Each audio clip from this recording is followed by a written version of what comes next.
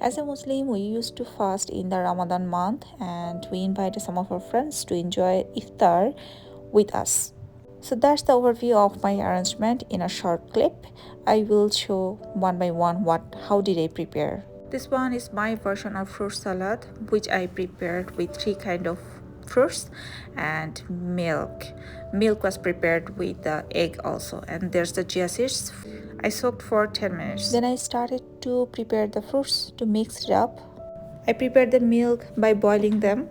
I boiled to reduce the amount like 50% and then added one blended egg on it and that continuously stirred. I added some shemai and when it condensed I take it out from the stove. I cool it down, it get condensed. Then I added chia seeds on it, mixed it up, and now I am preparing fruits. Mandarin has a good source of vitamin C and other nutrient, which is very good antioxidant and will boost up fruits when you are breaking your fast.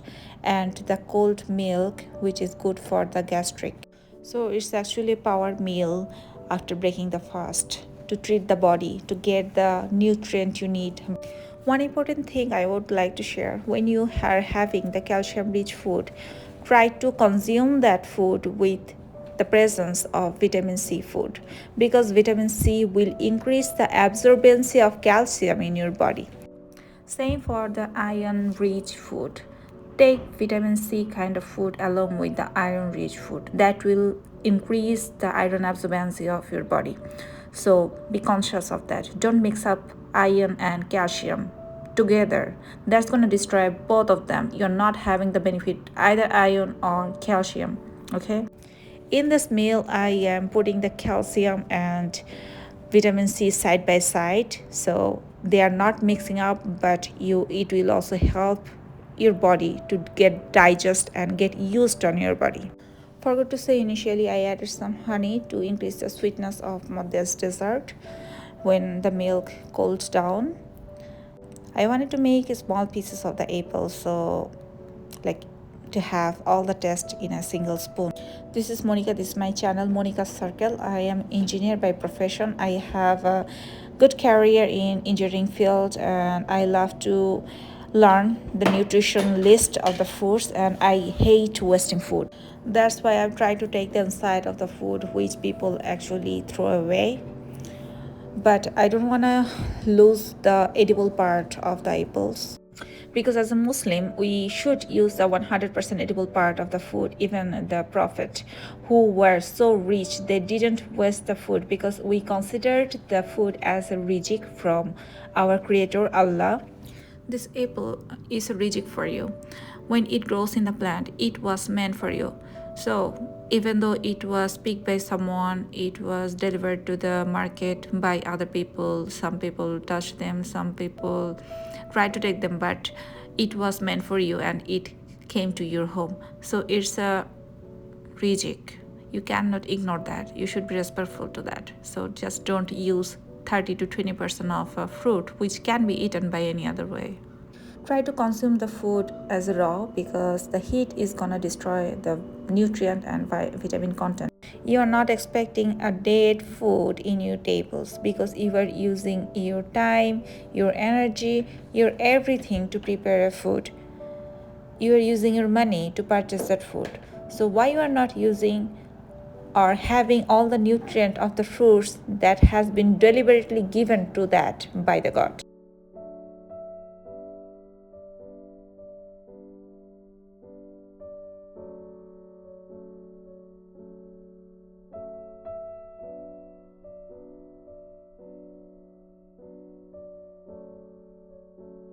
Now I'm giving it a good mix to blend all the particles or all the fruit pieces to give a uniform mixture.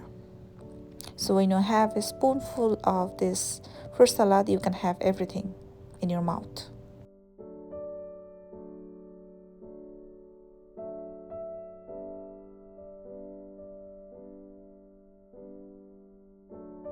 Then I suddenly thought I wanted to give it a more orange color tone in the dish, so I wanted to add more mandarin in it. Also added some banana as I thought like it would not be enough for like 16 persons.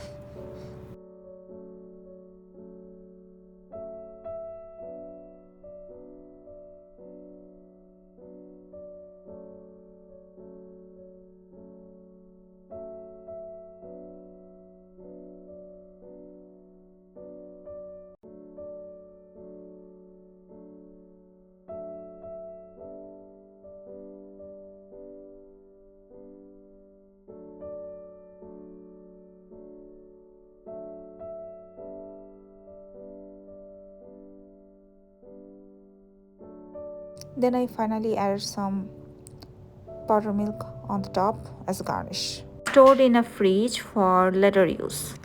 Then I start processing samosa, which I prepared with adding 80% of potatoes and 20% of beef liver, halal beef liver. In Bangladesh, we used to call it shingara, but in Canada, people call that samosa.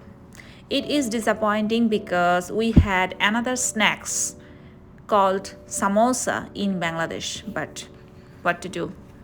So I started to cut the potatoes real quick, cube shape, and I didn't want to lose the skin of the potato, so I just directly washed them and started to cut. Because the potato skin has a lot of nutrient, so you should not lose that. So that curry would be used as a filler of the samosa or shingara, whatever you say. So I almost done cooking this potato curry. I used garlic powder, ginger powder, onion, chili powder, cumin seed powder, and salt in it. And I used mustard oil to cook that curry.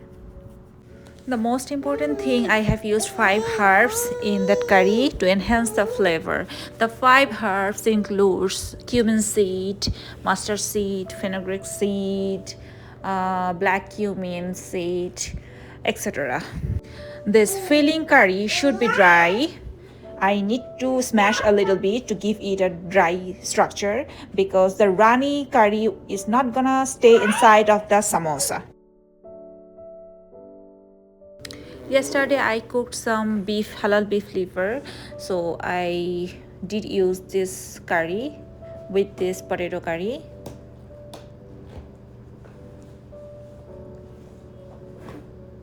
This beef liver curry I actually cooked in a very different way, and after adding this onto the potato curry, it would actually change the game of the taste of that curry, and it actually enhanced the taste in a different level.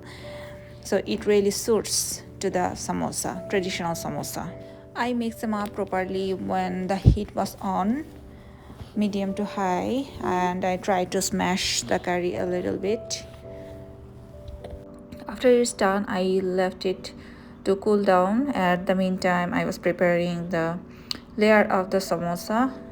Here I did take all-purpose flour, cumin seed, oil, salt. That's it. Then I mixed it up properly with my bare hand. That's the focusing point. Your dough is ready to mix up with water. When you try to make a shape that would be like this, that will not fall apart, so that's ready to mix up with the normal temperature water. Then I left the dough for resting 10 minutes with covering up the towel. Then I made one big roti and equally uniformly cut it 8 pieces from one roti, and then started to make shape of the samosa. You need to fill and close all the corner of the samosa because it was going to fry in the oil. So if there is any open place left, oil will get insert and that will destroy the samosa. So you can see it's done. I did leave it in the refrigerator with covering them up because it's very good and tasty when you are frying this before serving. Then I started to make piaju, which is very common and popular item in Iftar. For piaju preparation, I soaked some white peas overnight and then blend them properly. We started to add some spices, garlic and ginger paste, cumin seed powder. Then I'm going to add turmeric powder just to add some color. It's not going to enhance the taste.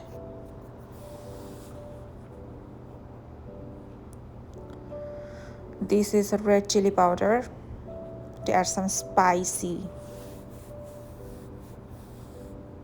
In Bangladesh, we used to have spicy food all the time. We don't have any limitations of having spicy. So many people can also eat green chili all alone. I was going to add some onion, chopped onion. So I was chopping the onion to add with this piaju.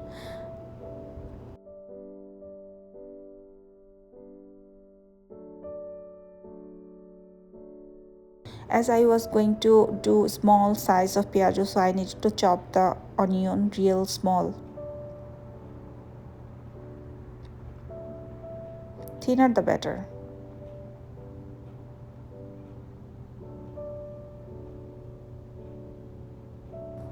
I mixed them properly because it was required to have uniform shape of each piaju, and I also added salt, so it was really necessary to mix it up properly.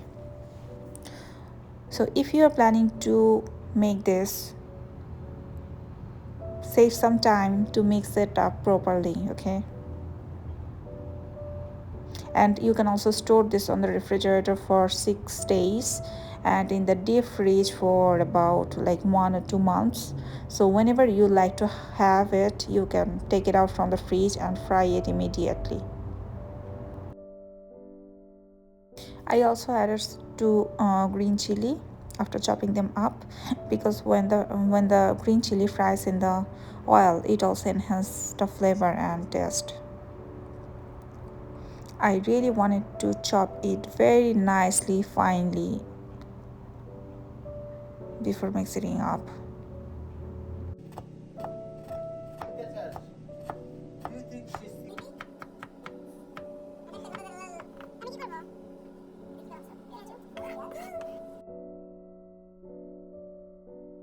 After preparing this, I was leaving it in the refrigerator and I was planning to fry it before serving. All the fried item I fried before serving. That's how we can have the crispy and fresh food. So when I was frying those, I just took a small portion with a spoon and then released it in the hot oil.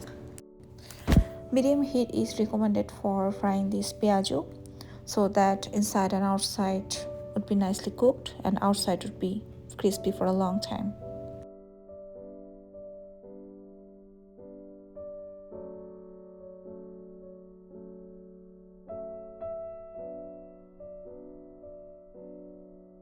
I let them fry until it turns golden color.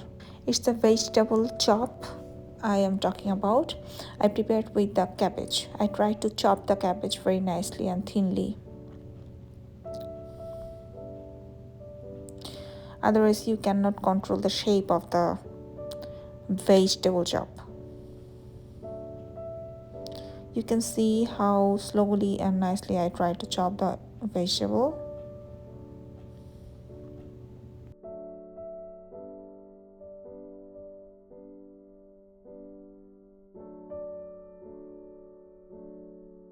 All of these fried items are not very healthy, but we also enjoy our iftar with the delicious food. So that's why we make some fried items which we take after the good food, like drinks, juice, or fruits. Then we take this kind of funny or spicy fry items. Because we enjoy the Ramadan, we have a good time for fasting.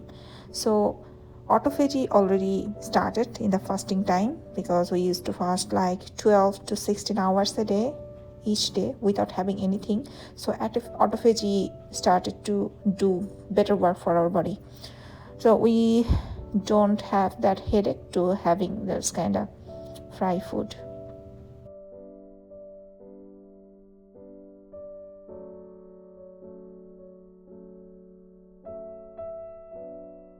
So as usual, I didn't want to waste any food. I chopped the vegetable nicely and collect all of them and transfer to a bowl. Then I would mix some spices and started to make shape for the vegetable chop. Same for the other fry items. I would keep them as in a refrigerator and I would fry immediately before serving.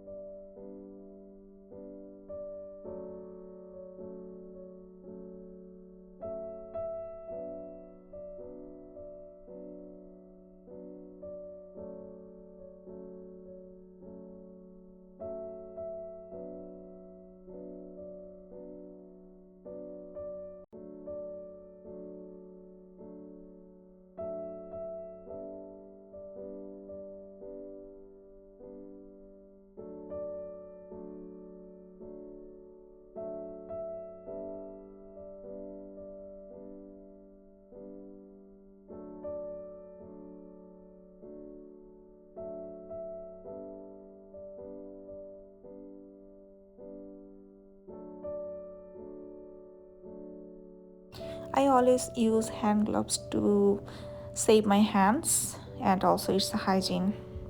And I don't have to wash my hand frequently. I just wash my hand gloves when I'm wearing it. So it actually saves your skin too. So I prefer wearing gloves all the time in the cooking, in the washing, and in the mixing too. But sometimes some mixing needs a very good coordination. So then I take my hand gloves off. I added some salt, garlic and ginger paste,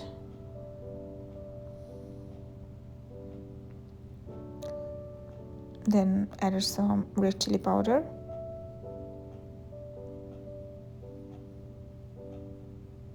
cumin seed powder,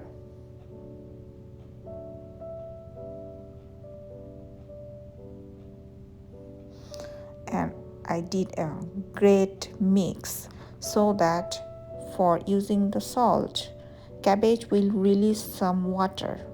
They got softer, and that's what I needed. If the cabbage didn't get soft, you cannot make shape. So I needed to smash everything very nicely until it gets softer.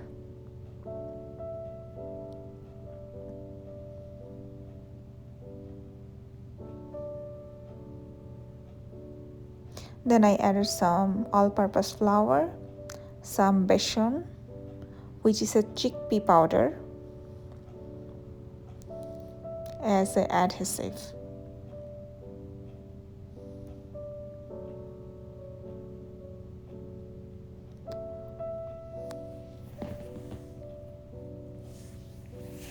So the released water from the cabbage will make a binder with the flour and besan. So that dough is ready to fry. I would keep them in a refrigerator. You see, like everything I have stored in a fridge for using later on in the evening time.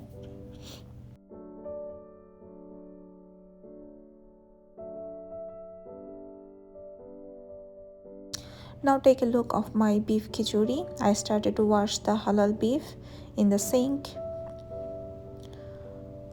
so that if there is any waste will be washed out. And I also had to cut the pieces in a uniform shape, somewhere a big size, so it needed to be done. So after washing and cutting it down, I transferred them in a pan directly.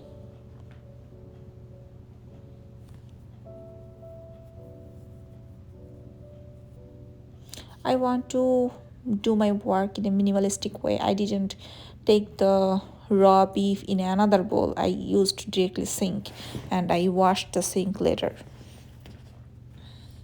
So after transferring it to the pan, I added salt,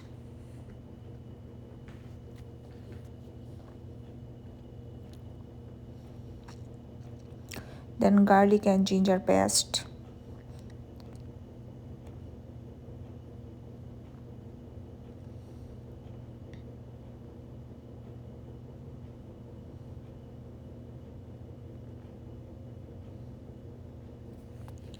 I always use the spices on my own prediction based on the quantity and the dish.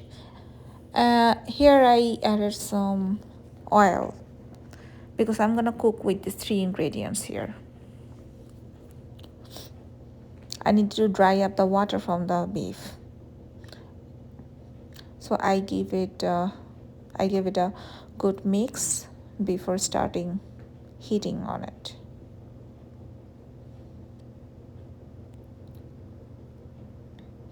I didn't use hand here. I thought like spatula would work great for it.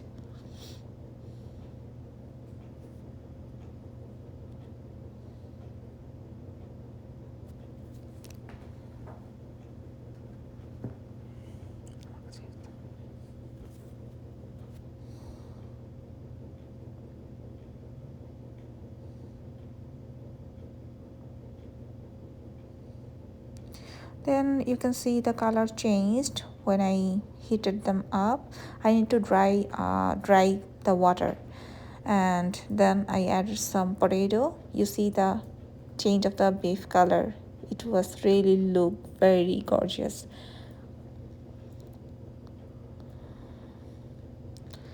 So I also added some other spices and fried onion. At the meantime, I was preparing my basmati rice and moong dal, because the khichdi must have one kind of dal and rice with it. I added some water and ultimately one pan was done. I needed to cook two pan because I invited like about 16 people along with the kids, so it needed to be that much quantity. I was doing multiple tasks at a time because it was about to sunset. Now I would show how I made the sharbat or drinks. I blended some strawberries and banana in my magic bullet blender. It really worked very nicely. It takes time, but it blended very nicely. I transferred them with a cone in the milk jar.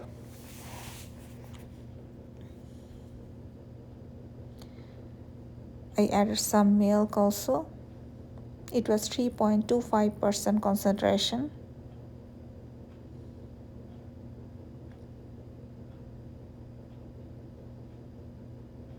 This funnel really helped not to spill everything out. Then I added some roux afza, which is made with the flour, rose, and some fruit color. I got it to open the lid up,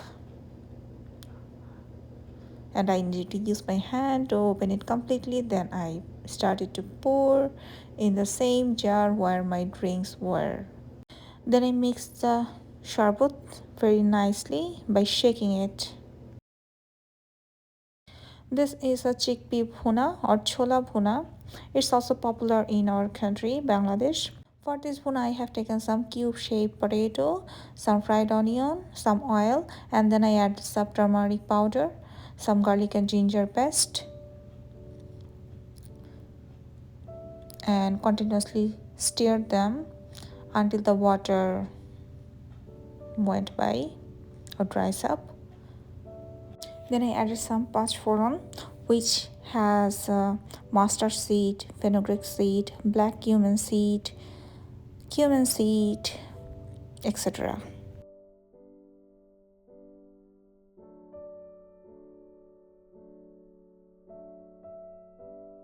Then I added some red chili powder for the spiciness. You can see the oil is there, water dried up, and my chola is also boiled, or chickpea is also boiled.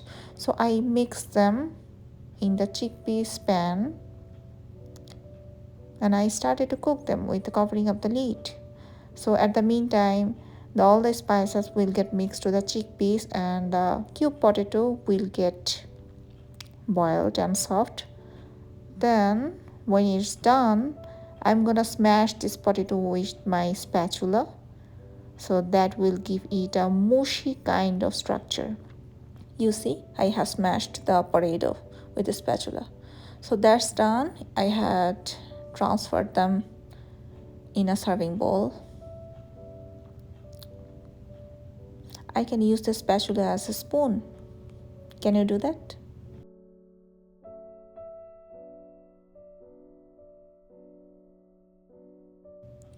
So that was a very small clip of my preparation for offering iftar to our friends and families.